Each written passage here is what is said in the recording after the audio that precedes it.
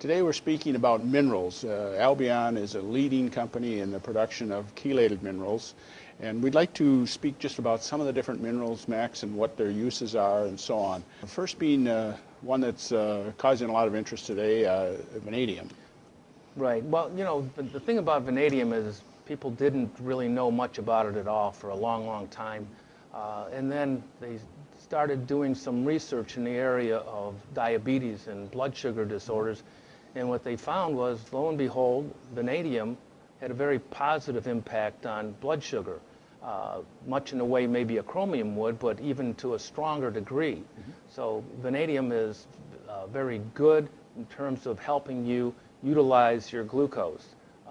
One of the things that we've noticed is that the interest in vanadium, of course, comes from everybody and from people who suffer from, say, type 2 diabetes, things such as that.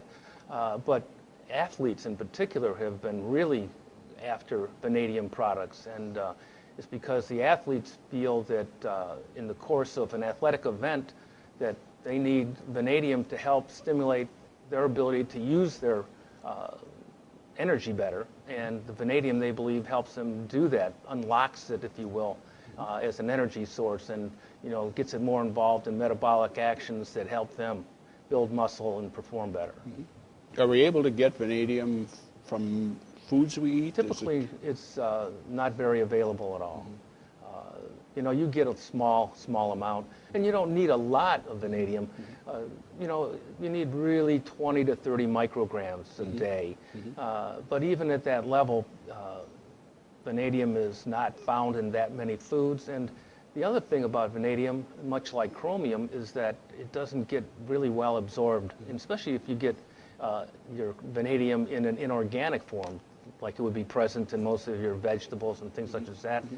Your relative absorption of it would be very, very low.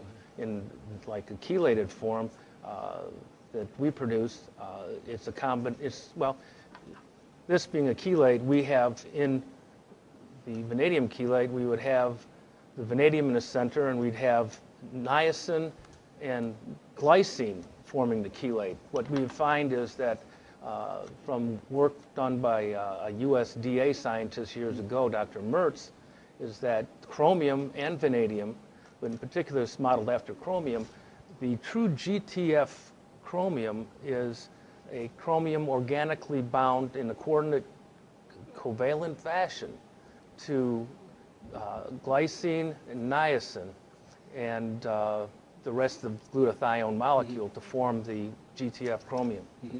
Speaking of vanadium, you've mentioned that an optimal amount that we need, we don't need very much, maybe 20 to 30 micrograms. Is there a level at which it would be dangerous, or is there a safety consideration with vanadium? Well, I have seen in research studies that people have taken much, much higher doses without any negative impact. And so short term, probably not. Nobody has really taken a very large dose of vanadium for an extensive period of time. So we don't know what would happen if somebody did that. Could be, since vanadium can have almost a pharmacological effect, that you might decrease your blood sugar too much. Mm-hmm. So certainly I would say if you're taking anywhere from 20 to 200 micrograms of vanadium, you're not really going to be doing anything too harmful at all. But start getting up there, like some of them that I see taking a milligram, 1,000 micrograms a day, that's not a wise thing to do. Okay. Thank you, Max. Sure.